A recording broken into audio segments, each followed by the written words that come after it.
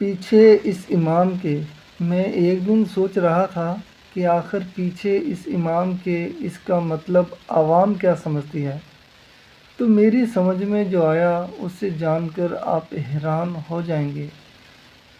پیچھے اس امام کے یعنی اس امام کے پیچھے پڑ جاؤ۔ کہاں جاتا ہے، کیا کرتا ہے، کب سوتا ہے۔ اکثر یہ سنت پڑھتا نظر نہیں آتا۔ اس سے پہلے کہاں نماز پڑھتا تھا، وہاں سے کیوں نکالا گیا، اب وہاں کیوں جاتا ہے، فلاں سے بات کیوں کرتا ہے، نمازیوں کے ساتھ کیوں بیٹھتا ہے، نمازی بالخصوص نوجوان اس سے ملنے کیوں آتے ہیں، اس کے پاس موبائل کون سا ہے، گاڑی بہت تیز چلاتا ہے، اس کے پاس گاڑی کہاں سے آ گئی، کھا کھا کر موٹا ہو گیا ہے، جب آیا تھا تو پتلا تھا، اس کو چربی چڑھ گئی ہے، یہ بازار مارکیٹ کیوں جاتا ہے، اگر محفل میلاد جلسہ پروگرام میں یا کسی ضروری کام سے چلا جائے تو کہا جاتا ہے کہ یہ امام بہت غیر حاضر ہونے لگا۔ ابھی جماعت کھڑی ہونے میں 3-4 منٹ باقی ہوتے ہیں، لوگ پیچھے مڑ مڑ کے دیکھتے ہیں کہ امام آیا یا نہیں۔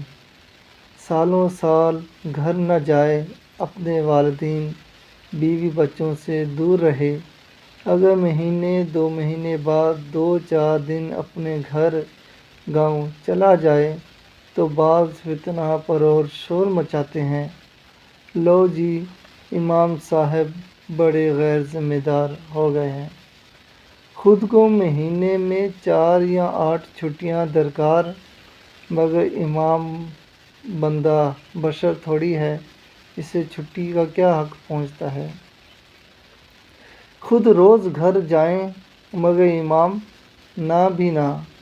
امام کبھی بیمار ہو جائے تو بجائے عیادت و بیمار پرستی کے اس پر بھی اعتراضات شروع کر دیے جاتے ہیں، بس جی اس کو تو کوئی بہانہ چاہیے ہوتا ہے، وغیرہ وغیرہ۔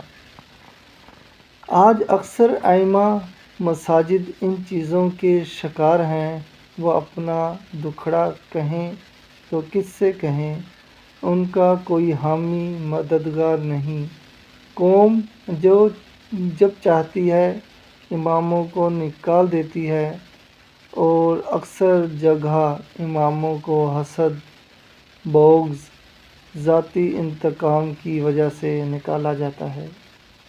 امام بیچارہ بھی اپنا بیگ اٹھا کر چل پڑتا ہے، جیسے ہی وہ جاتا ہے، فتنہ فساد کے چیمپئن، معاشرے کے ناسور، اس کی ایک برائی کو 100 برائیاں بنا کر عوام کے سامنے رکھتی ہیں۔ اگر یہ جھوٹ ہے تو آپ مجھے بتائیں، اگر سچ ہے تو کم از کم اپنے حلقے کے امام و خطیب صاحب کے ساتھ اپنا قلبی تعلق مضبوط کریں، ہر اس شخص کے ساتھ سینہ سپرد ہو جائیں جو امام صاحب کے بارے میں غلط رائے رکھتا ہے۔